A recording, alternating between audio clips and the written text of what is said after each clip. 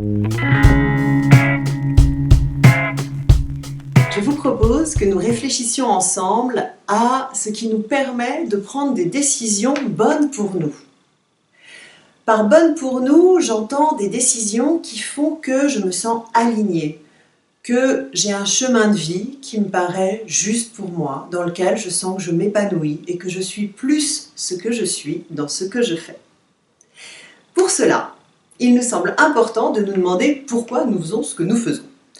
Et lorsque nous nous demandons pourquoi nous faisons ce que nous faisons, nous arrivons très vite à nos valeurs. Qu'est-ce qui nous motive? Quels sont les moteurs pour faire ce que nous faisons? Les valeurs, il y en a plein. On en a une foule à notre disposition. Et moi, si on me dit engagement, sincérité, légèreté, honnêteté, collaboration, diversité, je me dis waouh, c'est tout super.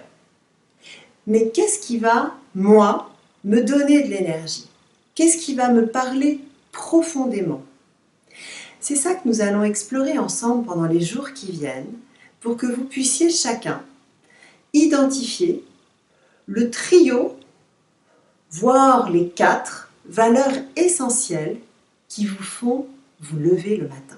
Qu'est-ce que vous voulez nourrir dans votre journée qui va faire qu'à la fin de la journée, vous aurez vraiment l'impression d'avoir été vous, au meilleur de vous-même. Donc, identifier ces valeurs permet de clarifier ensuite ses décisions et permet aussi d'accepter, d'entendre les valeurs chez les autres. Et vous allez voir dans cet extrait de film comment formuler précisément ces valeurs essentielles peut nous engager dans des changements parfois surprenants et des décisions importantes pour nous-mêmes. Je remets la banque, on avait un break de découverte. L'homéopathie, j'en ai plein le cul, tu comprends? Je suis vulgaire, tant mieux. Mais comment est-ce que tu crois qu'on va payer les traits de la maison dans le midi? Et les écoles des enfants? Et les notes de téléphone de conception qui appellent le sud de l'Espagne toute la journée? Mais faut pas engueuler les émigrés? Et les réparations de la maison de Rambouillet? Ça suffit, tu t'arrêtes tout de suite, s'il te plaît, je suis en plein travail. Ah, c'est ça que t'appelles travailler? Tu passes des heures à bavasser avec tes clients pendant que moi je me bats avec les fournisseurs et le banquier. Et tes clients? Tu crois que ça les amuse d'attendre comme ça des heures, tes clients? Regarde-moi ça, ils sont 8 là. Ils en ont pour jusqu'à ce soir. Ça vous amuse d'attendre des heures, messieurs, dames?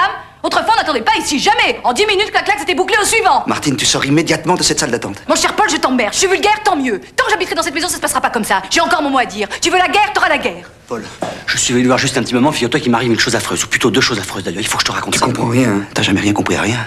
Je suis un médecin, tu comprends? Un médecin, pas une machine à fric, un médecin. J'aime guérir les gens, Martine. Guérir, tu comprends? C'est ça qui me rend heureux, c'est de guérir les gens. Mais je suis tout à fait d'accord avec toi là-dessus, Paul. Mais c'est très bien de vouloir guérir les gens.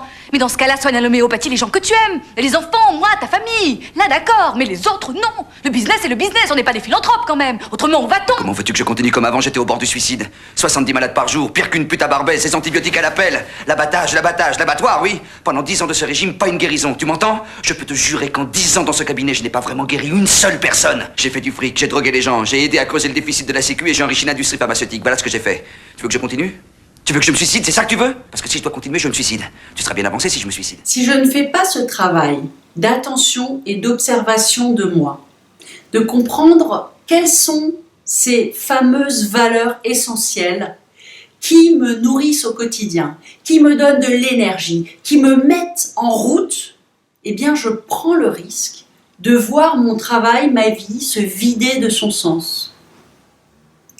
Alors j'ai envie de vous encourager à les identifier pour vous-même, pour les nourrir consciemment, mais également pour pouvoir entendre les valeurs des gens qui vous entourent.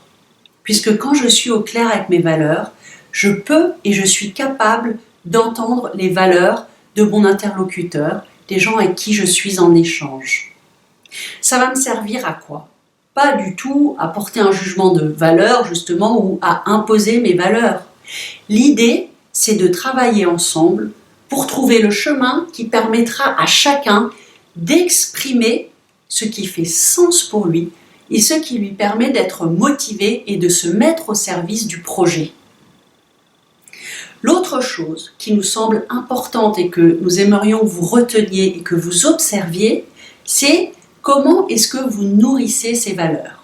Et vous allez vous rendre compte que vous les nourrissez au quotidien, ou en tout cas on vous le souhaite.